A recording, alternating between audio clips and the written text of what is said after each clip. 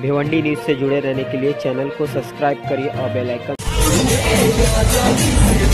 और हमारे बीच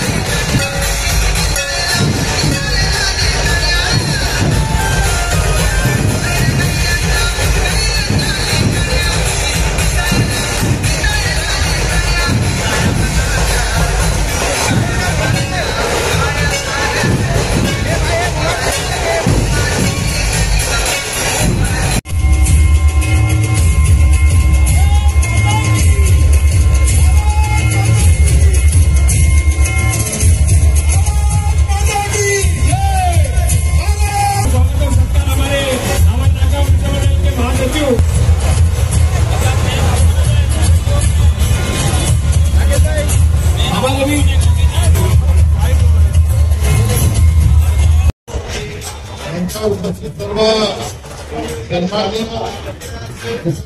बंधू आणि भगिनी, सगळ्यात आधी आपल्याला सगळ्यांना डॉक्टर बाबासाहेब आंबेडकर जयंतीच्या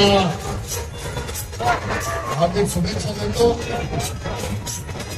आणि महामानव भारतरत्न डॉक्टर बाबासाहेब आंबेडकर यांच्या नतमस्तक होऊन बाबासाहेबांना अभिवादन करतो। 55 वर्षामध्ये कधीही देशाच्या पार्लमेंटमध्ये बाबासाहेबांवर चर्चा 1 मिनिट सुद्धा काँग्रेसने घडवून आणली नाही। पण 2014ला देशामध्ये सत्तेचं परिवर्तन झालं आणि देशाचे प्रधानमंत्री नरेंद्र मोदी झाले आणि बाबासाहेबांची 125वी जयंती होती। त्या 125व्या जयंतीच्या साठी देशाचे प्रधानमंत्री नरेंद्र मोदी यांनी पार्लमेंटमध्ये 2 दिवसाची बाबासाहेब आंबेडकरांच्या विचाराची प्रेरणा देण्यासाठी चर्चा घडवून आणली।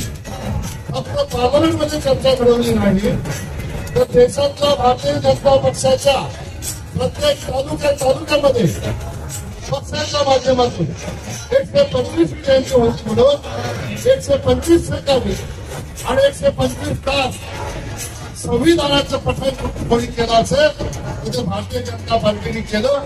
आपल्या भिवंडीमध्येही जिल्हाध्यक्ष तत्कालीन संतोष शेट्टी यांच्या मार्गदर्शनाखाली जुन्या महापालिकेच्या इमारतीच्या वाचनालयामध्ये 125 तास संविधानाचं पठण करण्याचं काम भारतीय जनता पक्षाने केलं।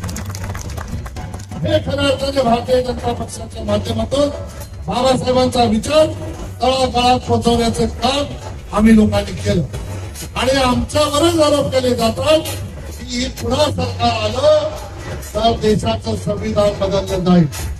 मी अतिशय जबाबदारीने सांगतो, आपल्या देशाचं संविधान कोणी बदलू शकत नाही।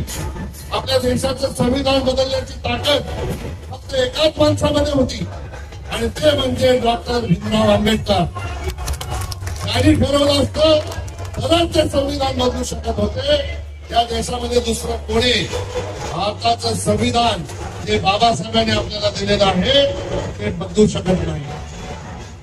आणि म्हणून मला आपल्याला सांगायचं आहे की बाबासाहेबांनी आपल्याला राज्यघटनेच्या माध्यमातून जो मतदानाचा अधिकार दिलेला आहे तो मतदानाचा अधिकार बजावण्याची वेळ आलेली आहे। आपल्या या विभागामध्ये 20 मेला लोकसभेची निवडणूक आहे आणि बाबासाहेबांनी दिलेला अधिकार बजावताना आपल्या मनातलं सरकार आपल्याला आणायचं। यांनी बाबासाहेब आंबेडकरांचा विचार रुजवण्यासाठी तरुणांमध्ये बाबासाहेबांचा विचार रुजवण्यासाठी त्यांनी योगदान दिलं। ते देशाचे प्रधानमंत्री नरेंद्र मोदी आणि हिंदूंची जागा ती केंद्र सरकारची होती.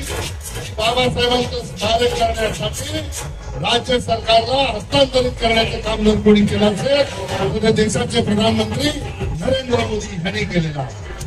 आणि भव्य असं स्मारक हिंदूंच्या ठिकाणी बनवण्याचा संकल्प तत्कालीन मुख्यमंत्री देवेंद्र फडणवीस साहेब आणि रामदास आठवले साहेब यांनी तो संकल्प केलेला आहे आणि तो निश्चितपणाने सिद्धीत जाईल. डॉक्टर बाबासाहेब आंबेडकरांचं घर ते लंडनमध्ये होतं. त्या घराचा लिलाव काढला होता. ही बातमी तत्कालीन मुख्यमंत्री देवेंद्र फडणवीस साहेब यांना समजली आणि त्यांनी तात्काळ आपले तेव्हाचे शिक्षण मंत्री आणि आताचे राष्ट्रीय सरचिटणीस विनोद तावडे साहेब यांना लंडनला पाठवलं आणि बाबासाहेबांचं ते घर त्याचा लिलाव थांबवला आणि राज्य सरकारने ते घर विकत घेतलं आणि त्या ठिकाणी बाबासाहेबांचं स्मारक बनवण्याचं काम. मी जेव्हा लंडनला गेलो तेव्हा बाकी काही मला दाखवू नका, त्याला भारतरत्न देण्याचं काम सुद्धा काँग्रेस विरोधी सरकारला करावं लागतं. त्या महामानवाच्या लंडनच्या स्मारकावर जगातले सगळे लोक जातात. त्याचा अर्थ बाबासाहेब आंबेडकर हे फक्त भारतीयांचे नव्हते, पूर्ण विश्वाचे महामानव होते असे म्हटलं तर चुकीचं ठरणार नाही. आणि म्हणून आजच्या दिवशी मी या जयंतीच्या निमित्ताने शुभेच्छा देताना एकच गोष्ट सांगेन, माणसाला गुलाम बनवून या देशामध्ये अनेक लोक राहिले झाले. माणसाला गुलाम बनवून या देशामध्ये अनेक लोक राजे झाले, पण गुलामाला माणूस बनवून खऱ्या अर्थाने माणसांच्या मनावर राज्य करणारा राजा कोणते तो भारतरत्न डॉक्टर बाबासाहेब आंबेडकर. म्हणून या बाबासाहेब आंबेडकरांच्या जयंतीच्या निमित्ताने आपण सर्व इथे उपस्थित आहात. 20 मेला मोदीजींचे हात बळकट करण्यासाठी कमल निशाणीच्या समोरचे बटन दाबून आपण पुन्हा एकदा देशाचे प्रधानमंत्री नरेंद्र मोदी यांना करण्याचा संकल्प करूया.